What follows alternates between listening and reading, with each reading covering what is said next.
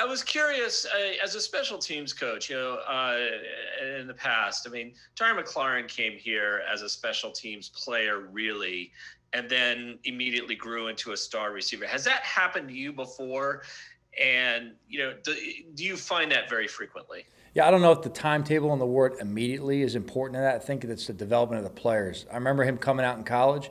I think he was kind of misidentified as being a special teams only player. I remember watching his tape coming out of Ohio State. This was a guy who was, had explosive speed, and we thought, watching him in evaluation for the draft ourselves at the time I was coaching receivers, that this guy had the ability to stretch the field, but especially catch the ball and run, which he's shown a lot of production doing already. I'd say to general answer your question in terms of development of players, I think the kicking game is a key part in getting guys involved. We've had experience with our own guys this year. Cam Brown and Carter Coughlin are two young guys that have made a lot of contributions to the kicking game for us, have quickly transitioned to start building on a defensive role, and they're kind of getting more and more every week with it.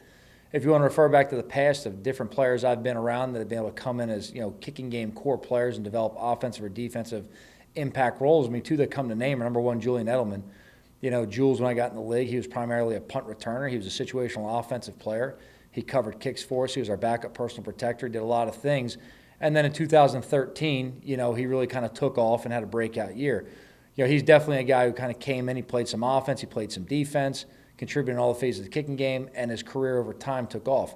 The other guy that I've had experience with in my career is Rob Nikovic. Rob's actually started his career, as a long snapper going through New Orleans and then Miami, or vice versa, one too. But he ended up in New England and began as a core player in that role, quickly began to escalate with just what he showed on the field defensively. And a lot of times it's you're at the game anyway, right? What's your worth and value to the team at the time where can you make an impact? Well, it's covering kicks, it's playing the return game. Okay, well, you're one of a limited number of people at the game. You have to have some kind of value as a backup. And once you demonstrate value offensively or defensively as a backup, you earn more reps. And that kind of leads the overall development of the player. So to me, I've had experience with a number of players. Those two come to mind immediately, one offensively, one defensively, who had good, long, productive careers.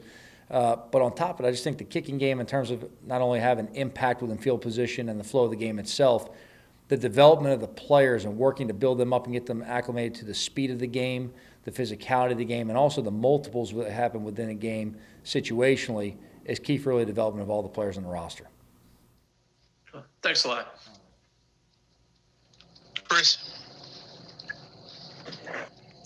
Hey, Coach, how you doing? Good, Bruce. What's going on? Coach, good, not much. Jabrill Peppers played one of his better games, was real active for you Monday night. Do you see a guy that's really starting to know this system? And can you evaluate and tell us what you think of his play so far this year? Yeah, I'm really pleased with Pep. He's a guy that comes out to work for us every day. He's got a lot of high energy, a lot of urgency, brings a lot of juice to our team. He's a team captain because he's a leader. The guys will respond to him. He's that guy that you got to play as much as possible just to keep him busy. He's just a ball of energy. But I would say just overall in the assessment defensively, Jabrill's definitely gained a greater understanding of not just the defense as a whole, but the individual roles. And he's a guy that we have a lot of flexibility to move around game by game and situationally to put him in different positions by defensive package to either match up or to kind of fill a role that may have been vacated at this point of the year by some of the injuries we've dealt with. So he's got a lot of versatility. He's an intelligent player. He's definitely a football guy all the way. And, look, his role is growing in the right direction for us. We love having him on the team. I'm right. Joe, have you had a chance to talk to Golden yet about the last couple of days and everything that's gone on with that? Yeah, I spoke to Golden at length today. We're dealing internally with a lot of things. We have a walkthrough today. He's not going to be at the walkthrough today, but he will be back in the building and practicing with us the remainder of the week. Will be business as usual. We're going to deal with this internally, and that's all I'm going to really say about that. Is that discipline or his choice? Why is he not there? He's not going to be with us today, but he's going to be back tomorrow. Again, it's a walkthrough today. We'll be on the grass tomorrow practicing. I'm just going to leave it at that time. Don't leave me. Go ahead. I'm sure everybody else has a follow-up for that. Go ahead. Sorry, Rod. Yeah, I was actually going to ask something unrelated, which was big picture thing. Joe, you mentioned the official Nate who threw that flag the other night. You mentioned him by name. I did. I misspoke on that, Ryan. It was actually Eugene. I just misspoke on the name right there. So, yeah, I was incorrect on that. Oh, okay. I was actually going to ask, if you enjoyed, there's only a handful of NFL officials who played in this league. I was going to ask if the interaction with them is any different. Nate is one of those guys. If you as a coach deal with, find that the officials who played in this league handle the calls differently. I don't know if they call the game any differently. I wouldn't say that. Look, there's a lot of really, really good officials in this league, and there's a lot of guys that are a lot of fun to work with. There truly are. I've had the opportunity to really have a lot of crossover with these guys at different positions and talk throughout the game. It's actually really interesting as you talk to these guys, before games, throughout the games, the perspective that each of us have, and there's a lot of education on both sides. I'm always trying to learn, how are you looking to call the game? How are you officiating this game so we know how to properly coach our players? And that's really all we're ever looking for. We turn in plays. We don't really do that a whole lot, but I never want to turn a play into complain. I always want to turn a play into say, tell me exactly how you're officiating this. How are we calling this situation so we can better coach our players? And that's all we're looking for right there. But the interaction with the officials has been good. Look, these are good guys. They do a lot of hard work for us. All right, they do a tough job. But I've always had positive interaction with these guys throughout the games. You learn a lot of football from them, and we kind of talk back and forth and share ideas. Jordan? Joe. Hey, Joe.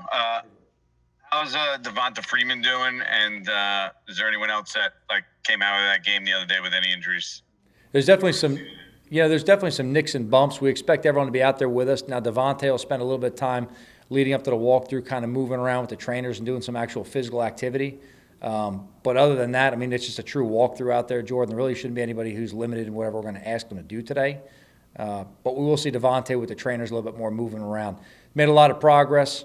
I'll check and see, after this, like I do every day with Ronnie, and see where he's at today. But the ability to get him on the grass, moving around, kind of gives us a better window into where he may be going into Sunday. And with Golden, just circling back for a second, was that something that you noticed during the game? There was a lot of, raising his hand, jumping up and down. And what do you generally think about that when a player does that during a game? Yeah, specifically, I didn't notice a lot of that during the game time. I was locked into a lot of things. There's a lot of things that happen within a game that, come out afterwards for all players at all positions. But nothing specific this game that I noticed throughout the game. We'll take two more, Art and Tom. Art? Hey, Joe. Just wanted to know if O'Shane is any closer to getting back on the practice field for you guys in terms of, his injury and where he's at. He's making a lot of progress. We're hoping to see him sooner than later, Art. It won't be this week for him right now, but, he's making, a lot of gains. I think the biggest balance with those guys is, balance out the trainers. At what point can we put him out there and know that he can properly defend himself and execute aggressively right there? But he's been working with the trainers very hard. He's been getting some work in the weight room done. And those have been positives. We've got Washington and Philly and a bye week coming up. Somewhere in that window, hopefully we get him back. Just as a quick follow-up, I didn't know if you've had a chance to talk to Will Hernandez at all, but if you could offer an update as to where he is right now in terms of, the progress, recovery, how's he feeling, and do you guys anticipate having him back anytime soon? From the information I've been given from Ronnie, I know he's still on the COVID list. I haven't talked to Will in the last couple of days. One thing about Will is he's a tough dude. He could have his arm hanging off by a limb, and he'd tell you he feels good and he's ready to roll. But we're going to rely on the testing and the symptoms leading forward. But I don't have any daily update today on Will and where he's at. Obviously, Ronnie's checking on his health on a daily basis. We have a close monitor on that, and we got to keep him separate from the rest of our team right now to make sure we avoid any kind of spread. Gotcha. Thanks, Joe. All right. Joe, I'm not going to fool you with a broad question about a specific situation, but just in general, what is your philosophy when a player sort of goes outside of your team first philosophy for the Giants? How do you handle that? How do you approach that? Yeah, so look, I can kind of tie it in real simple and kind of answer kind of a couple things. I know a lot of guys are probably looking at me wondering if I'm dancing around different issues. Now, first off, it has to be team first for everyone in this building, every coach and every player. It has to be team first. There's no exceptions for that. All right, I'm not going to tolerate, put up with any kind of selfish behavior from anybody, coach or player. It's not going to happen. And number two, look, there's no secret. I'm very general in a lot of things I talk about. I'm not very forthcoming with a lot of injuries because I don't like the expectations that puts on players, not because I'm trying to always hide things from the bookmakers in Vegas. Okay, I don't want someone going ahead and putting something on a player that they want to be, the stay-at-home doctor and tell us that someone's hamstring should only be a 4 to 6 week injury. When it goes 7 weeks, they must not be tough or working hard enough. When it comes to discipline, I don't believe in holding trial on any one of my players or coaches for that matter in the public eye. And while that may be inconvenient a lot of times for fans who want to stay connected, and I understand there's a tough job you guys all have in terms of there's information people want to be connected, I choose to deal with things internally because as the head coach, it's my job to protect the team.